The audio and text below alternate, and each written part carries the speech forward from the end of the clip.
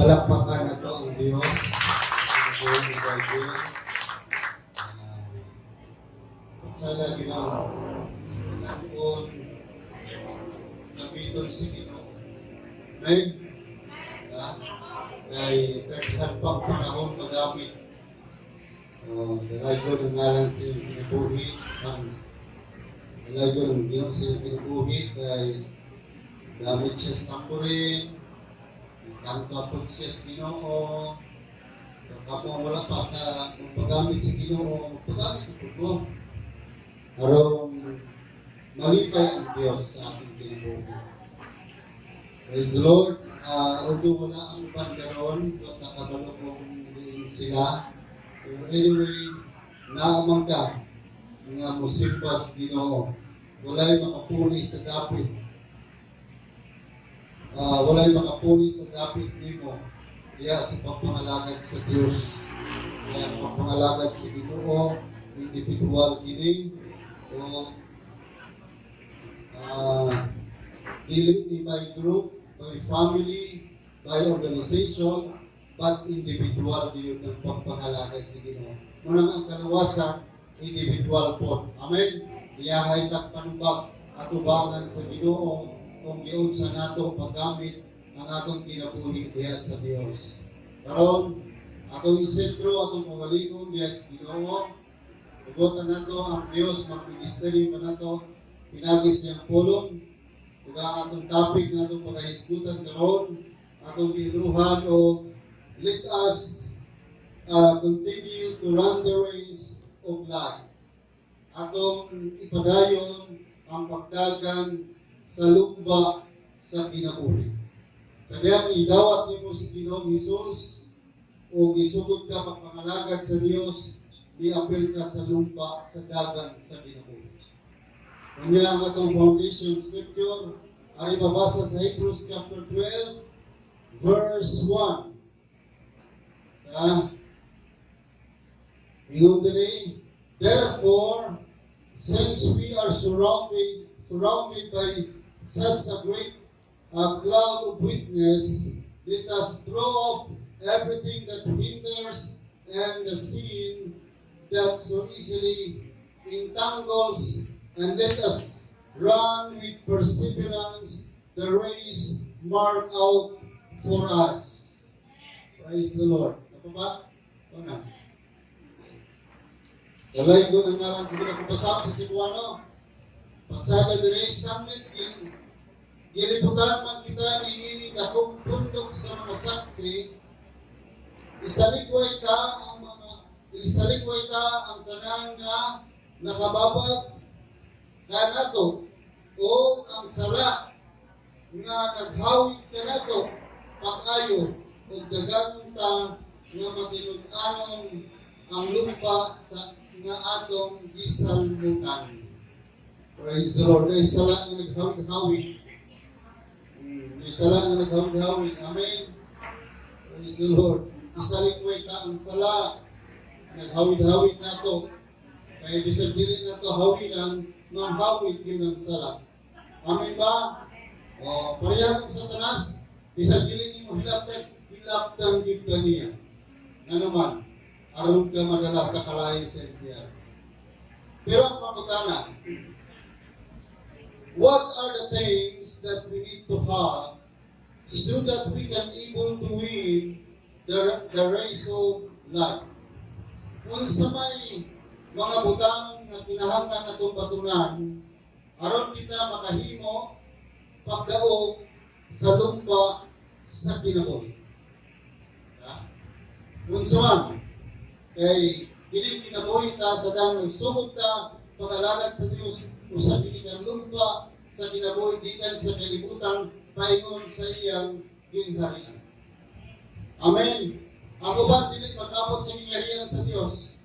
Samtang nagdagan sila sa lumba sa kinabuhi, niliko ngadto sa kalayo sa impyerno kay wala man kapadayon sa pagpangalagad sa Dios. Amen. But what are those things that we need to have so that we can able to win the race of life? Number one. Kaya ngayon atong batunan sa kinabuhi, number one, the power of inspiration. Ang gahom sa kadasig. Kahit kung mangalagad ka sa Ginoo, wala na gani ang kadasig, di ka kapadayon. Amin ba? Pareho rin na sa kaon. Kung wala na gani ka ng ikaon, di ka mukhaon. Labi nagpusog ka. Sabi sa pusaon, nagpukos, di na di ka mukhaon, nagpusog man. Unang kinahanglan ka, gahom sa kadasig. 2 Timothy chapter 3 verse 16, dito, the scripture inspired by God. Ang scriptura ginadasig o lamdag sa Diyos. All scripture is God's breath and is useful for teaching, rebuking, correcting, and training in righteousness. Nag-iingon sa Bible. So, ingon ang Biblia sa mga translation, ang Biblia isulat uban sa dasig sa Diyos, inspired by God. So, we need to be inspired by the Word of God because His Word gives us instruction how to win the race of life. So, kinahanglan kang madasig sa pulong sa Diyos tungod kay ang pulong sa Ginoo naghatag na itong pahimangno or instruction kung saan na itong pagdaog sa lumpa sa kinabuhi. Kinahanglan kang madasig ka sa pulong sa Diyos. Kung walay laing madasig na ito, ang pulong na Diyos sa Diyos. Amen. The spirit of inspiration is the one that encourages us to continue to serve God. Ang Espiritu sa kadasig, muna'y mudasig mo na ito, aron makapadayon ta sa pagpangalagad sa Diyos. Kaya dili tanan nakalahutay o nakapadayon sa pagpangalagad sa Ginoo. Labi na kung makasinati daghang problema, daghang pagsulay, usahay maluyat ta, mga kaigsuon. Pero ang Biblia naging ang mulahutay, maorag yun ang maluwas. Wala magsulti nito katong hunong maluwas sa gihapon. Amen? Ang mulahutay, mga kaigsuon, maorag yun maluwas. The inspiration from the Word of God starts when we understand and absorb the Scripture in our life. Kung sa gani, ang kadasig na gikan sa pulong sa Diyos, magsugod niya sa kasing-kasing sa diyang makasabot ka o ipakuyanap mo ang pulong sa Ginoo sa imong kinabuhi. I-absorb, ipakuyanap sa imong kinabuhi. Mga kaibigan. Labi parang kuyanap ka or pahariyon ang pulong sa Ginoo, mga kaibigan. That's why make a strong decision that the Word of God is the only source of guidance in your personal life. Maghimo tao, kung sagaling, lig-ong desisyon nga ang pulong sa Diyos na Diyos mo'y tinugdang giya sa imong personal na kinabuhi. Walang nilaing mugiya nimo. Dili pwede ang imong bana mugiya nimo. Dili pwede imong anak, imong asawa, imong ginikanan, mo'y mugiya nimo kay matikal mo review mo. Kay mag-ingon ang pulong sa Ginoo, ang buta gani nga magagiya sa iyang isip na butamon sa mahulog sa kanal. Muna kanang buta, dili pwede magpuyo. Kay, kung mugiya sa siyang isip na buta, tikalbong yun na. Wapo na. Kung ang tao kung mugiya nimo, tikalbong ka. Pero kung pulong gani, sa Ginoo kung mugiya nimo, magmadaugon ka. Magkapot nimo ang panalangin sa Ginoo. Unang importante yun, ang pulong sa Diyos. Number 2, the power of perseverance. Ang gahom sa paglahutay. Colossians chapter 1, 22-23. Once again, diya sa Colossians. But now, He has reconciled you by Christ, physical body, through death, to present you holy in His sight, without blameless and free from accusation. If you continue in your faith, established and firm, and do not move from hope, held out in the gospel. This is the gospel that you heard, and that has been proclaimed to every creature under heaven, and of which I, Paul, have become servant. Pagsagang basahon niya po na po sa Cebuano. Abihin inyong Biblia. Kinahanglan yun, kung ano mong simbahan, magdalag yun mong Biblia. Kaya kung unsay akong ikot sa versikulo, dapat malantaw ninyo tinuod pa. Amen? Kaya kung dili tinuod, reklamo mo. Ngayon din kong pastor, di man maon ang imong gisulti. Kaya na yung mga kasimbahanan nga walay mga Biblia. Unsay ilang isulti silang leader, mura po na ilang tuuhan. Mura gitawag o spoon feeding. Gusto ng spoon feeding? Sige lang humitan sa kutsara. Chapter 1, verse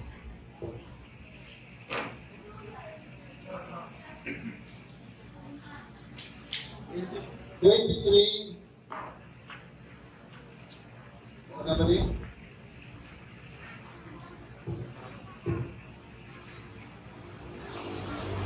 22, magsugod sa 22. Abang karon, hinagi sa kamatayan sa iyang anak, ipasigulit kamo sa Diyos. Ngadto kaniya, aron makaatubang kamo kaniya nga wala kundi mulay sala. Mahimo kini kon padayon. Sa word ng padayon, to persevere or perseverance. Magpadayon kamo nga lig-on sa pagtuo o dili matarong sa paglaom nga hukten ninyo sa inyong pagdawat sa Ebanghelyo. Ako si Pablo, nahimong sulubon ining Ebanghelyo nga giwali ngadto sa tanang mga tao. The power of perseverance. Paglahutay. Nganong mo lahutay man ta?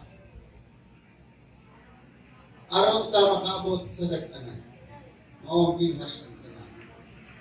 The power of perseverance gives us energy to continue in serving the Lord, even if we experience a lot of problems in life. Ang gahom sa paglahutay, naghatag ka na itong kusog sa pagpadayon, sa pagpangalagad sa Ginoo, bisan pagdaghan ka problema sa kinabuhi. Amen? It's a way problema. Itangtalan na yung problema.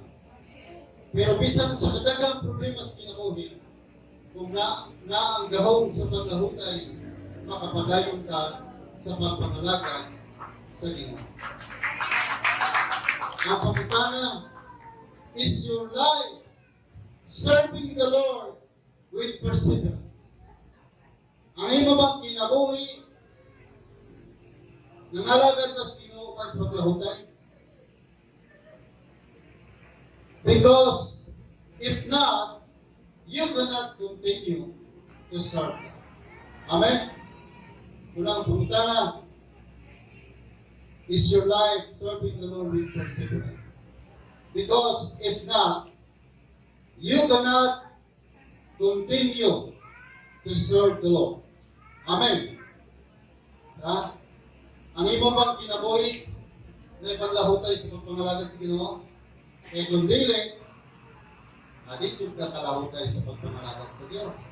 Why? Nga naman,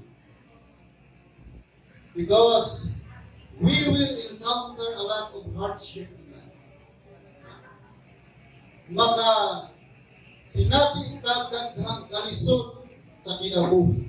Kung sa may kalisod, ay muna sinati karon. Unsang klaseng kalisod sa kinabuhi, imo karon na nahiaguman na giatuba o nasugabag ka sa mga kalisod sa kinabuhi. Muna kinahanglan ta o paglahutay kay musugot ka sa sarili dinhi sa kalibutan daghan gyud nga kalisod. Ikaduha, we are prone into temptation. Kung saan ang word of prone? Kana bang murag duol ka kaayos tentasyon? Kana bang way angay paninduton? Bugoy ng demonyo. Bisag dili imuha, ganahan kang maangko. Ngunit tentasyon. Ikatulo, sometimes we are destroyed by our failures. Usay, kupon puta sa atong mga kapakyasan. Ngayon na lang kang ay, hindi naman kasala. Hindi na lang ko musipa. Kasala naman ganit ka ako. Makasala naman ganit ka naman. Musipa ka. Saan mo ka po isipa? Amen. Unang kinahanglan tas paglahutay ug tabang sa Ginoo. Then number 4, manang kinahanglan ta perseverance. The spirit of dryness attacks us. Ang espiritu sa kauga. Saan ang kauga? Ano ba din nakaganahan? Uga na ka.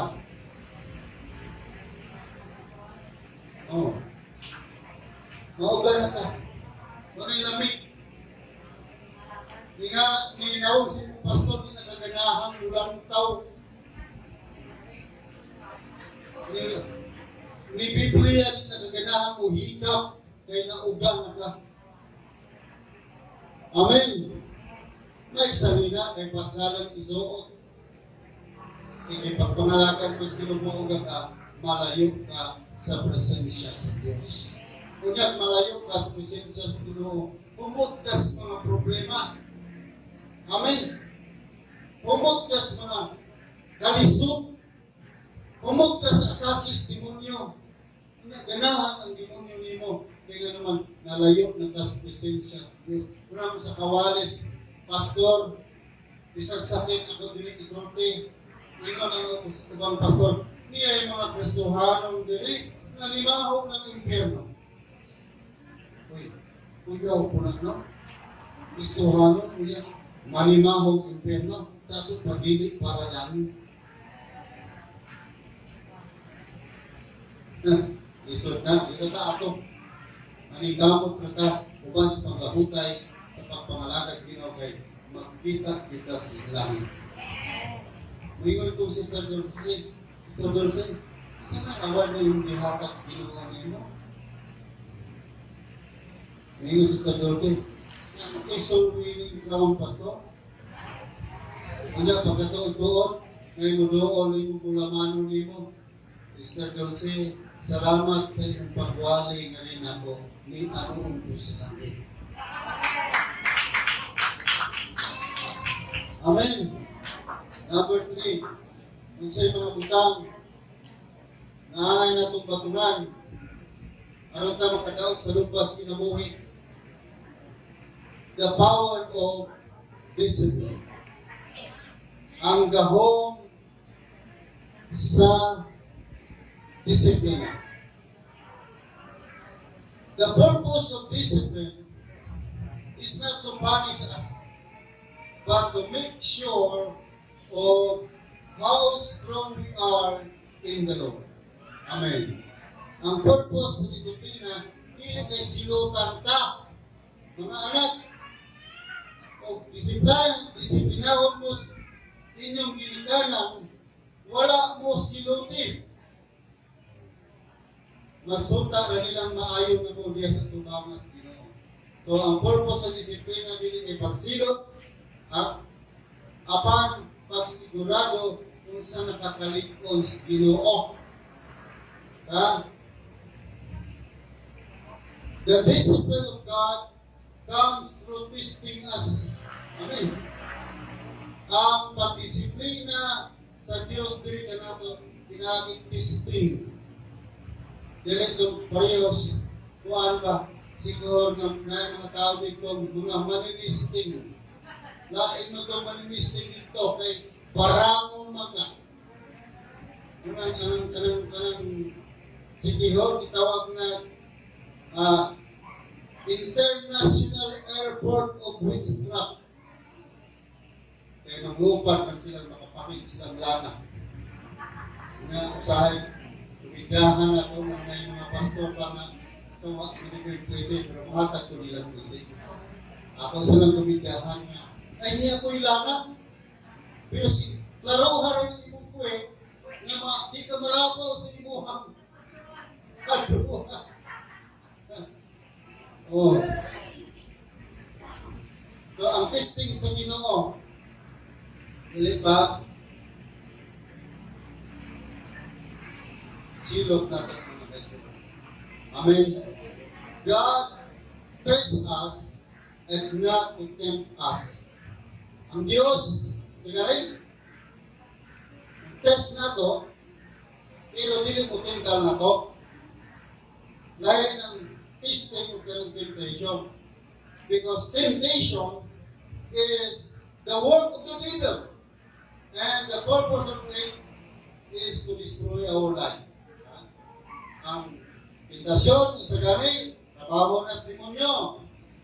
Ang purpose niya ni Ana, magubak sa atong ginabuhi. But the purpose of God, of His testing, is to make sure that we are already strong in our faith in Him. Muna'y purpose sa Ginoo. A person without discipline is like a city without wall. Ang tao nga walay disiplina sa kaugalingon ba? Sama nagsyudad nga walay alat, walay bakod, nanuman. Kay sa Old Testament, ang tanang syudad yes Old Testament, yes Biblia, na ay alat, na ito Wall of Jericho. Nga naman, aron dili sila maatake sa kaaway. Kaya na may bakod. Na ay gitawag o Great Wall of China. Ang China na ay Great Wall. Aron dili sila maatake sa kaaway. It means you are easily destroyed by the devil kung wala kay disiplina. Dali na kang atakihon sa demonyo kung wala kay disiplina sa imong kaugalingon. Amen ba? Sa taon pa lamang wala kay disiplina. Basta lamig, akal. Unyo na magmahay, ay nag-ipitik na mga ito. Ay, na-high blood na mga ito.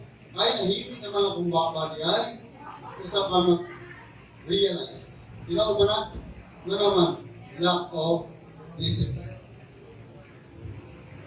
The reason why is it we will experience a lot of problems in our way of living is because we lack of discipline and self-control. Again, the reason why is that we will experience a lot of problems diya sa itong pagkinabuhi. Tungod kay kulang ka disiplina at pagpugong sa itong kaugalingon. Inaw ba rin? Dahil masukot daw at self-control. Pero ang wali ni Sister John, kabahig ka suko. Madilit ka masuko. Pero walay tao, dilit masuko. Kaya nakabalaman ang Ginoo nga walay tao, madilit masuko. Muna may ingon sa isang pulong kung masukok mo, ayaw pagpakasal. Kung masukok mo, ayaw pamalitas. Ayaw panglabay. Ayaw pamuak. Amen. Ayaw panuntok. Kung nag-iingon, ayaw pagpakasal. Pero kinahanglan tabang sila. Kaya usahay, isang kaugalingon ni mga kapo, anak. Nalabayan din mong sakit na pulong tungod sa iyong kasakit. Tinood ron? Ha? Kasi nakasulay aron. Ayaw mo isa. Yung nakabalaw ng uban. Diba? Usahay. Kulang ka disiplina sa kulang nagbuhat kang problema. Naka-problema kasi mong anak, kaya mo isang kalungan.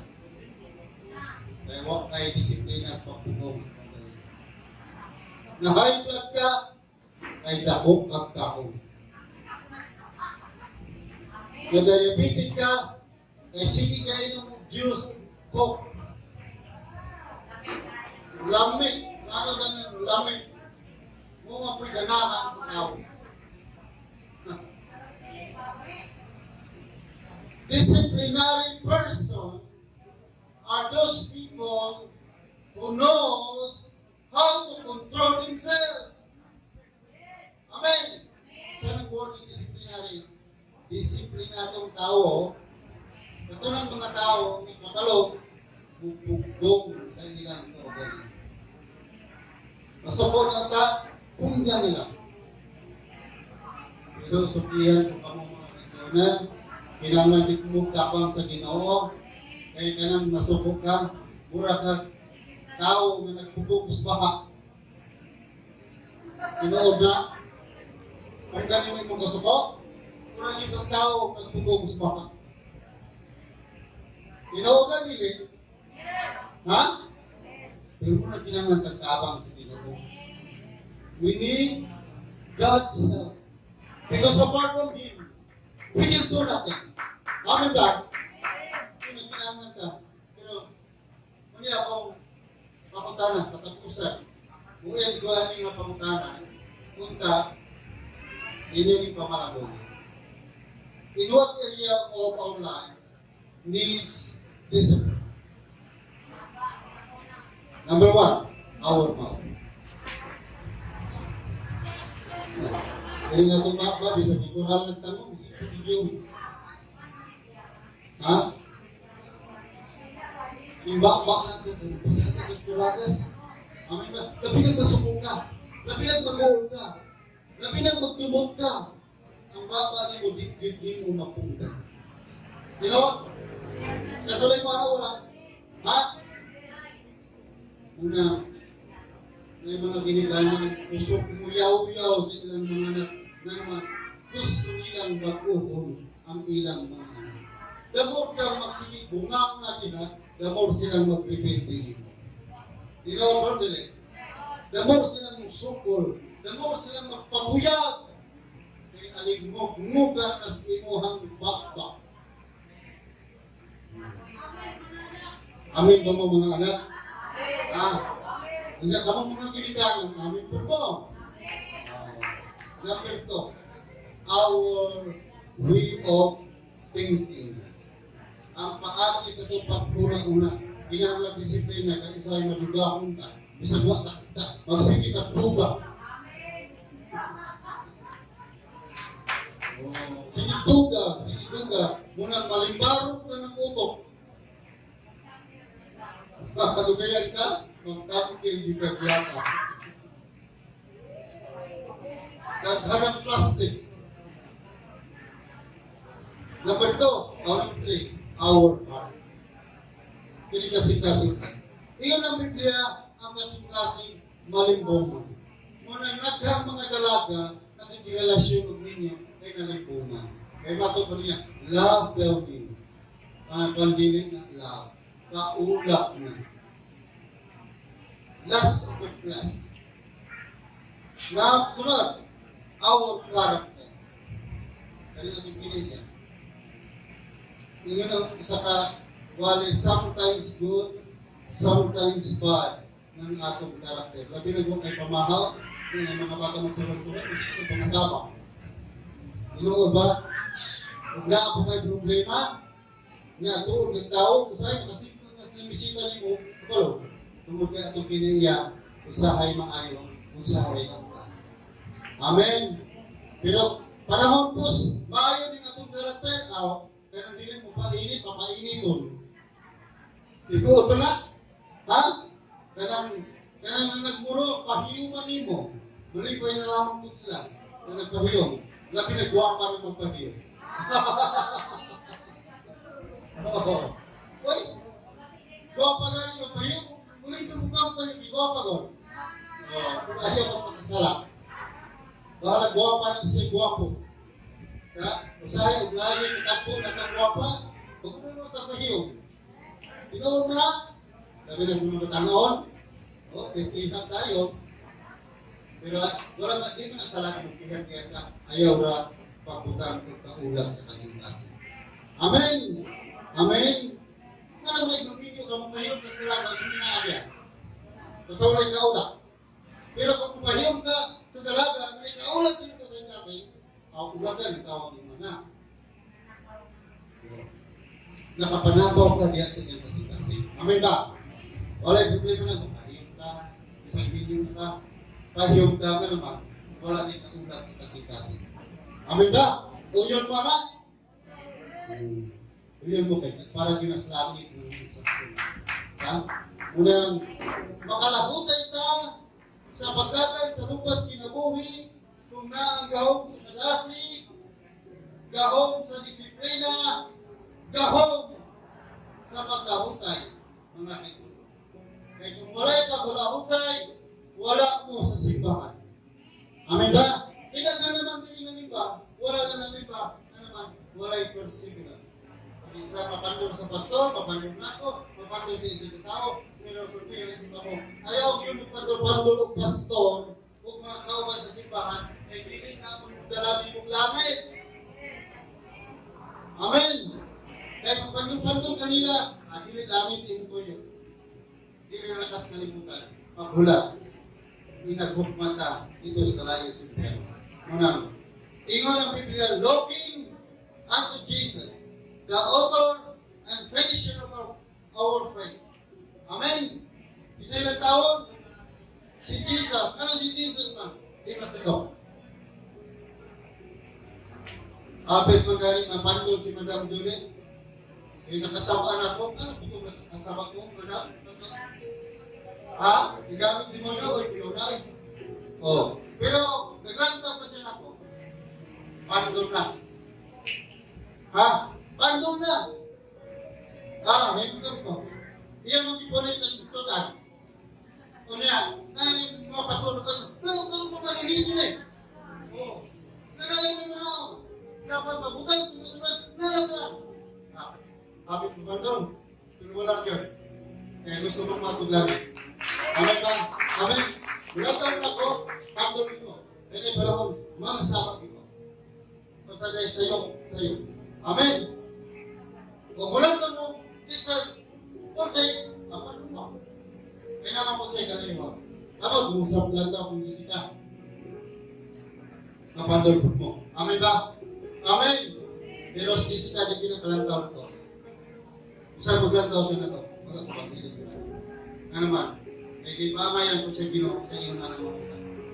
I'm looking unto Jesus, the author and finisher of our faith. Amen. Kasi hindi mga tao, litso. Ha? Uy, hindi mo mapatulong ng liton. Kaya nauna naghiwa. Siya tayo kuha ito. Yung ba nagluon? Or ba? Pwede ko katilang ito. Di ba ilura ang langit? Sa pagkaon. Ikultihan ko mo. Ang mga butang kalimutan na dili ka ipatar sa gingharian sa langit. Kaya dito wala rin kamatayan. Amin ba? Walay kalatian. Walay bata, walay asawa magpapuyat. Walay mga anak magpapuyat dito. Puro mga buutan dito sa langit. Lundong kalipay o dili na ka mamatayan. Dito ka magkalatian. Amen. Amen. Dili magkasakit ka. Iraw ba? Magkasakit ka. Abala na ako na si Sister Bibi, hindi na tumatari si Bahan, nanay gibatin. Iyon sa pasok, kalayan mo ng lawa, kaya hindi sa kalimutan. Amen ba? Amen? Pero atos langit, di na ta magkasakit, kaya dito lutlong, kalipay, walay katapusan. Amen? Nanikot ka. Praise the Lord. Dalay ko ng alang sa Ginoo. Lord, salamat kayo sa imong pulong, sa imong pagkamayo sa imong kinabuhi, panalangini ang liya karon, panalangini ang mga kinabuhi, sa imong mga anak kinanimba karon. Wala kong kabasa sa ilang hunahunag kasing-kasing Ginoo. Pero doon sila yung mga problema pang inahanglan. Ginoo ko sa kanila sa lantaw. Dumaga ang ilang panginahanglan. Tagbuang ang ilang panginahanglan. Surbara ang ilang mga problema. Ayuha ang ilang kasing-kasing na kasama. Panalangini ang ilang kinabuhi. God, we ask your divine favor. Allow us to experience the open heaven in our family, in our personal life, in our work, in our studies. Sa among mga source of income, tugot yung mga kasi natin, apring ka lang, langit. Salamat sa Diyos sa ngalan ni Jesus. Amen. Amen. Pagkakas, tugot ni Diyos.